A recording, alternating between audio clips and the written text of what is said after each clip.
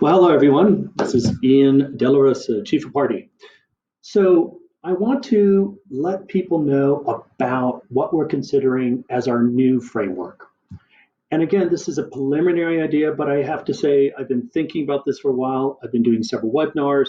I've had a chance to talk to many of my CRS LRO colleagues when I've been in the office, and I've just got off the phone with Jennifer Weatherall. So I think it's triangulating pretty well, but I at least want people to be aware of the directions I'm thinking, not only in the next weeks or months or even next year, but potentially even for our next 6 years as we think about the proposal. The reason we're doing this is how do we do a market-based programming in concurrent emergencies? We're not going to have one emergency. It's going to be COVID-19 compounded by a desert with post-elections with possible increasing intercommunal tensions or regional tensions. So the question I've been asking myself in my issue paper is, what do we want to do and what information do we need? So as a brief, let's think about our shocks. So COVID-19, we now know that the cases continue to increase. We know the government has stated they do not want to do a full lockdown, but it definitely is impacting us in terms of restricting people coming together. It's restricting people's movements within an area. And it has not affected much inter-regional travel at this point. But it is going to have impacts we can talk later on about on inputs, supplies, etc. Desert locust. We all know that the desert locust came about 5 months ago and it was quite small. It's going to be coming in huge numbers. It can destroy crops, grazing lands. Elections, I understand the elections are going to be postponed, looking like they may be postponed on the conditions of the Ministry of Health, plus making a declaration of no public on not being a major public risk. And then there's going to be some time afterwards for people to prepare for the elections and everything like that. So it could be 9 to 12 months. I understand this is under conversation, so don't worry about fact checking me. What I would say is that it's pretty safe to say is that elections could happen maybe late spring, summer 2021, maybe fall 2021, but it's something we need to recognize. And then for rising food prices, for those who listen to the video on the JOP early warning system, you'll see huge price increases, unprecedented price increases that we've seen this year. We know those. Well, where are we in our project? Well, right now our project officially closes on January 2022. I have this section highlighted here as some milestones, though. One is I need to really get back to my midterm evaluation and choose some action points. So I need to figure out how to structure or restructure some of the recommendations people came up with in light of the current situation. We're going to try to put together a concept note or strategy for desert locust, how we want to respond, maybe seek future funding on that. Of course, we've got our annual work plan, and that's going to probably cover the last 16 months. That's going to cover 16 months, and that's going to have a budget. And then, of course, we're also hoping to write our proposal. Yeah? So I write these because, as you all know, is we always want to develop one thing with the idea of how it informs the next thing, which informs the next things. And so it's not a heavy exercise, it's a series of small steps we're going to take. As you also know is that we're looking at our funding. As you all know, we've brought in a lot more partner staff, we have our own staff. We've done lots of assessments we spent on. We haven't used them as much, but this just allows us to understand, like, okay, how do we want to move forward? And what is our resources? So I think one of the great successes as I look back is that we have now a better understanding of what are the frameworks we've been using. One of the first frameworks I used actually was actually the barrier analysis. I never really thought about barrier analysis, and I believe there's like 9 domains that allows us to kind of think about those as we move forward. Programmatically, we've gone back and revisited the IHT framework and the 3 Bs in our last kind of revised annual work plan. We've been talking about the CALP, or some of our cash and CVA. You all are very well aware, I know of this little table here in terms of how we talk about risk. We have a risk log that we update ad hocly. But I want us to start thinking about markets in crisis. So we can now say is that we don't want to jump from one emergency to another emergency. We want to be able to understand these different emergencies or shocks, let's call them shocks, and how it's going to affect us. And so that's where I'm suggesting we think about, quote, markets in crisis. I'm going to say market in crisis in an unbranded way. Some people will use this to refer a particular tool or approach, but I want to use market in crisis as a general term. And right now I've been talking to Jenny and trying to figure out what are some of the things that we want to look at. But a very basic one, and I'm sorry this is not very clear, but I did attend a COVID-19 market response with CRS, and Mercy Corps was actually asked to present on their study. And the reason I find it interesting is it has 4 quadrants. I like it. This corner down here is the left-hand side's direct support. The right-hand side is widespread support, markets. So if we look at basic needs, okay, now we have addressed barriers to early participation in the market participation. This is cash transfers. That's what we're doing. But we need to really understand a lot more about how do we do this type of stuff. So examples here are we're doing widespread support at a very basic level. We're providing PPEs for businesses so they can continue working. Yeah, so that's marketing. Or at a more robust way, we're actually doing loan guarantees, innovation funds, kind of stimulating the markets. So I think that's helpful as we think about market crisis, is what are the kind of the basic coping and then what are the recovery? And we'll come back and try to find some more models. But again, today's purpose is just to talk about the theme of markets in crisis. And in doing that, I think it's helpful for us to understand where do we have some data. So one is, for people that may not know, is that as an agency, we are doing, the agency is piloting a market assessment for COVID-19. This means that they're going to collect data every 2 weeks, just like JHOP. You're going to collect that data every 2 weeks on different markets and how it affects a household, how it affects the vendor, how it's affecting transporters, how it's affecting exporters and importers. All right, it may not be those exact ones, but it gives you an idea. It really is trying to understand from the household level to the global markets on how the COVID-19 is affecting us. So that will be data collected every 2 weeks. We also have the reoccurring monitoring system.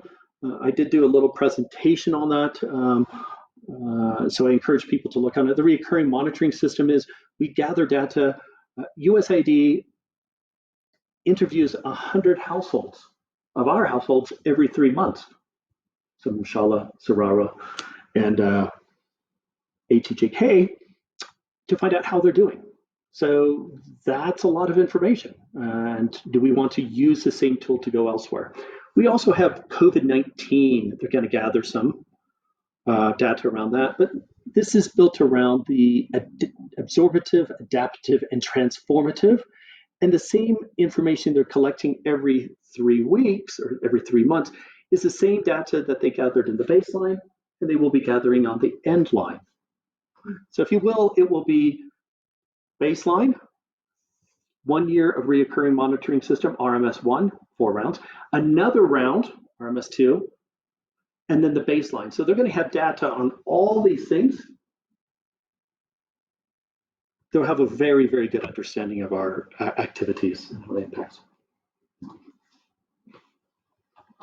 Cost of diet. So for the cost of diet, this is a study that we did last year, and I've kind of included down here a bibliography, and I'm going to ask Tekkanet to do a presentation at a later time to share with people. But what we did is we went out and we went to 20 market sites that covered different HEAs using the HEA methodology, livelihood zones. And we gathered information on more than 25 food commodities. Yeah, is incredibly rich. And what it showed us was, if you want to, the economics is buy more eggs, eat more eggs, spend less money. And it's most rudimentary. So as we think about it, we need to think about that too. We have our quarterly reports and annual results reports. That's always ongoing. We have third-party collaboration. Some people may have heard us talk about the IQC, indefinite quantity contract. We now have 3 research firms that we can ask them to carry out small operational research for us.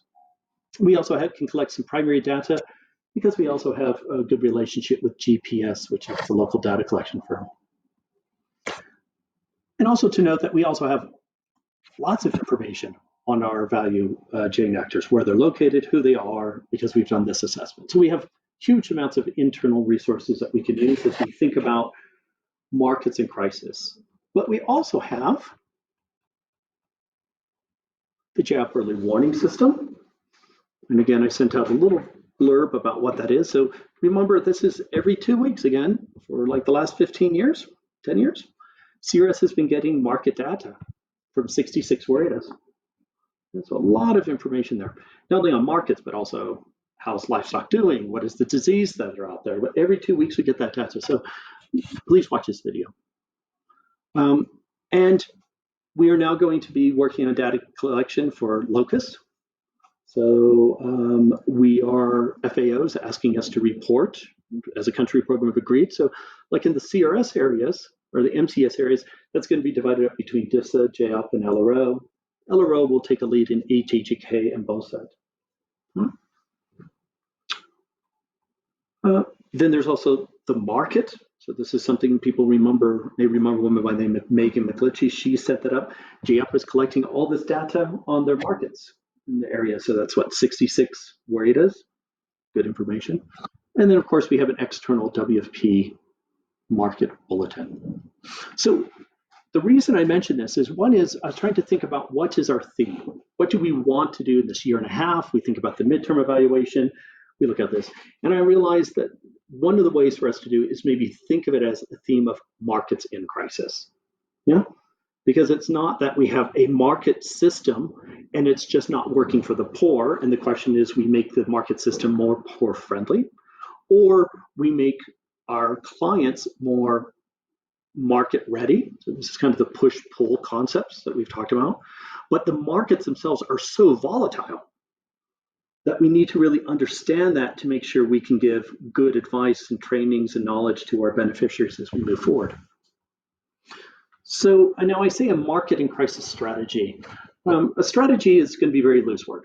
We'll talk about where we may want to start formulating our ideas.